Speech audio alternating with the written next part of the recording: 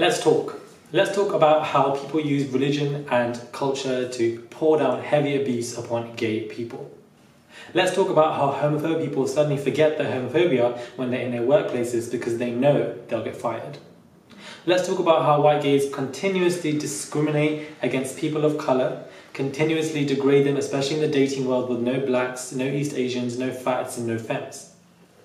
Let's talk about how we are subconsciously conditioned to praise masculinity but degrade femininity. Let's talk about how homophobia is deeply rooted in colonialism, yet, however, we praise Western values. Let's talk about how high depression and suicide is amongst gay communities. Let's talk about heterosexual privilege. Let's talk about the degradation of drag queens. Let's talk about transphobia. Let's talk about racism that lies within the POC gay community as well. Speak up if you have a platform to do so. When I spoke about this on my YouTube channel, there was this particular individual who said, not all white gays, please, that's not how it is, you are part of the problem. And this is a particular situation that occurs where somebody wants you to adapt to their white fragility and adapt to their white subconscious superior complex. They're simply not well equipped to have constructive, cognitive conversations about these issues because they have subconsciously been taught since they were a young kid that white is right and that is the only way. Very, very subconscious, and that is the key word here.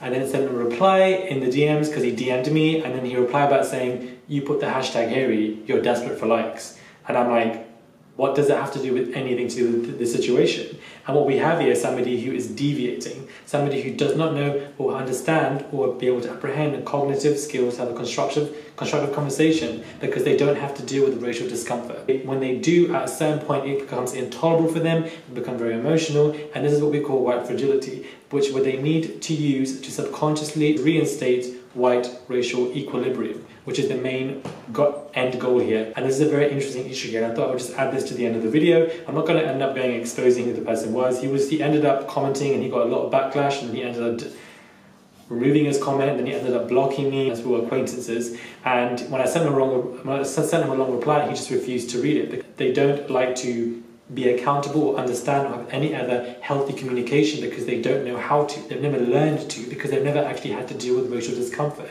They are not well equipped from a cognitive, constructive, apprehensive manner to have a conversation. You've never been tokenized, you've never been fetishized, you've never had your skin color been associated with certain types of behaviors or physical attributes such as black men all have big dicks or East Asian men are all submissive. That's never been attributed to you. So therefore, this all causes racial discomfort. You get very upset, then you deviate. And he was like to me, you hashtag hairy, you're desperate for likes, this is what you're doing. I'm like, what does that have to do with anything in the situation? I.e., here I am raising awareness for important issues, and you're somehow turning it around and putting it back on me, person of colour, which obviously continuously occurs. And I just found it hilarious, whilst at the same time degrading. I've seen this behaviour before, it's not surprising. When somebody's well set in their ways, that only adds more to the reason to it.